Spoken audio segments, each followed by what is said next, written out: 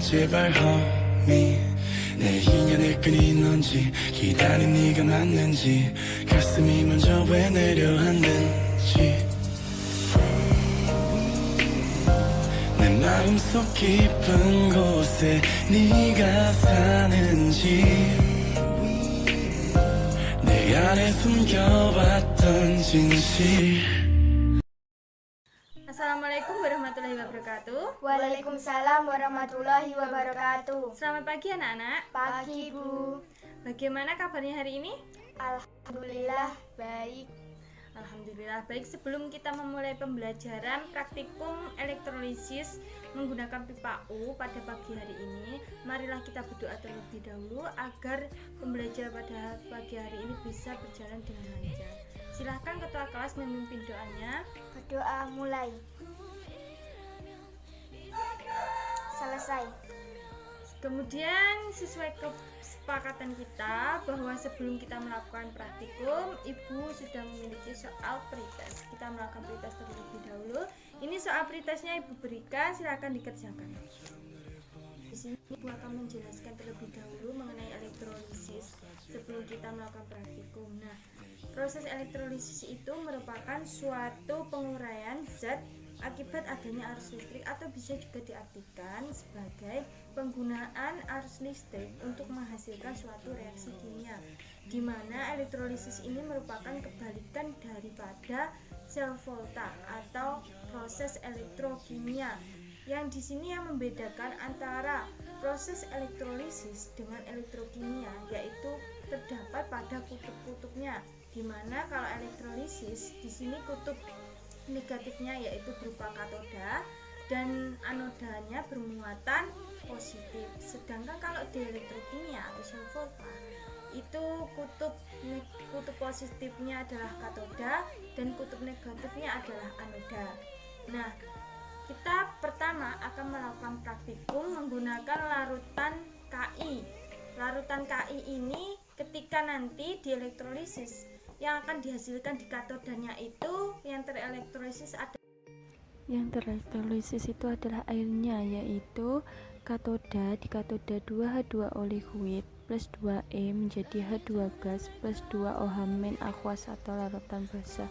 Di anodanya 2I min aqueous menjadi I2 gas plus 2E aqueous.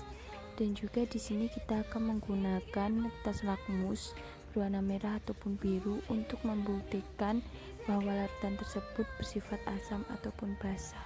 Di sini Ibu sudah ada larutan KI 0,5 m. Di sini juga sudah ada larutan CuSO4 0,5 m. Alat-alat yang digunakan ada corong. Kemudian di sini ada pipet tetes. Ada juga karbon, kertas lakmus merah, kertas lakmus biru, baterai, penjepit buaya. Ini ada nanti untuk yang katoda dan anoda. Kemudian pipa U. Di sini nanti saya akan menggunakan karbon sebagai elektrodanya untuk mengecek larutan KI dan juga CuSO4. Mari kita mulai praktikumnya hari ini. Satu siswa maju ke depan untuk melakukan praktikum hari ini. Silakan. Ini sudah ada pipa U. Di sini kita akan mengelektrolisis larutan KI menggunakan pipa corong. Kita masukkan larutan KI-nya dengan pipa corong. Tolong Mbak pegang pipanya. Nah, kita akan menuangkan larutan KI-nya secara perlahan-lahan hingga kurang lebih 3/4 dari ujung pipanya. Baik, di sini selanjutnya kita akan merangkai sumber arus listriknya. Kita ambil penjepit buayanya yang sudah kita hubungkan dengan kabel-kabel tadi dari ujungnya ke ujung. Baik, di situ sudah ada 2 penjepit buaya di mana ada merah dan hitam. Yang hitam itu adalah katoda bermuatan negatif, yang merah itu tadi adalah anoda bermuatan positif. Nah, sekarang kita pasang yang anodanya itu, kita hubungkan dengan kutub yang positif. Mohon maaf terguling. Kita hubungkan di kutub positif. Untuk penjepit satunya ini nanti kita hubungkan di kutub negatifnya. Nah, seperti itu. Kita hubungkan di kutub negatif. Kemudian di sini kita akan menjepit karbon. Kita ambil karbonnya terlebih dahulu. Kita jepitkan di katoda dan anoda, kemudian kita masukkan di pipa U. Kita tunggu selama 5 menit dan kita amati apa yang terjadi pada larutan tersebut dengan karbon elektrode karbon tadi. Setelah 5 menit tadi, di situ di daerah katoda itu terdapat gelembung-gelembung, sedikit gelembung-gelembung. Di anoda tadi mengalami reaksi oksidasi, sedangkan di katoda mengalami reaksi reduksi. Selanjutnya kita akan mengambil larutan yang ada di pipa U di anoda. Kita ambil menggunakan pipet tetes. Kita kasih di plat tetes yang sudah tersedia. Kemudian di katoda juga begitu, kita ambil larutannya, kita taruh di plat tetes, kemudian kita uji menggunakan kertas lakmus. Silahkan Mbak masukkan kertas lakmunya di larutan anoda terlebih dahulu. Nah,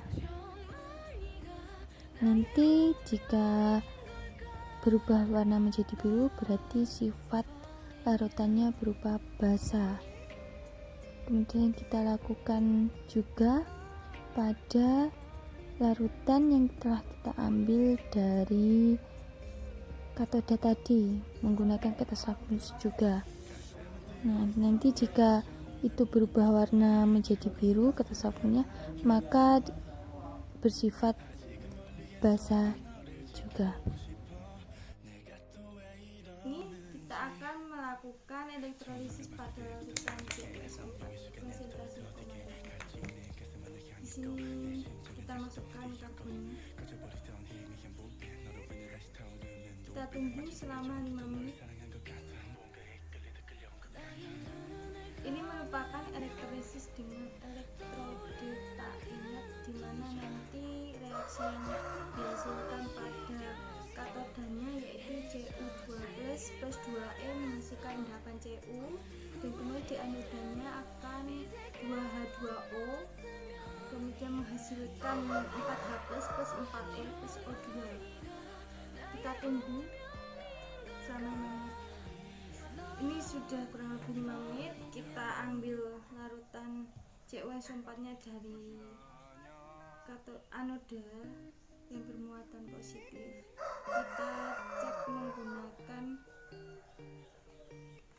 lakmus untuk menguji apakah sifatnya berupa basa atau asam.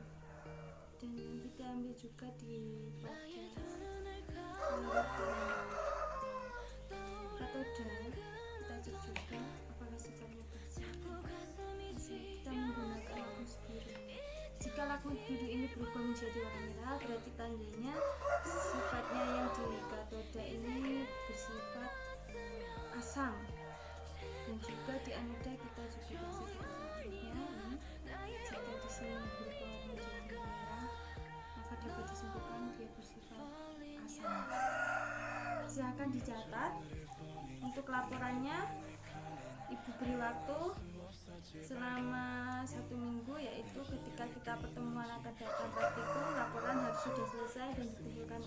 Bisa dipahami? Bisa. Baik. Alhamdulillah pertemuan pada pagi hari ini, pembelajaran pada pagi hari ini dapat berjalan dengan lancar. Jangan lupa hasil praktikumnya dikumpulkan minggu depan ketika kita melakukan praktikum selanjutnya ya. Dan kemudian kita akan melakukan post test selanjutnya di akhir pertemuan kita adakan post test dari beberapa praktikum yang sudah kita lakukan. Nanti ibu buatkan resumenya. Nah, saya ucapkan terima kasih atas partisipasinya. Baik, kita berdoa terlebih dahulu. Berdoa mulai. Selesai. Ibu akhiri, Assalamualaikum warahmatullahi wabarakatuh. Terima kasih. Waalaikumsalam warahmatullahi wabarakatuh.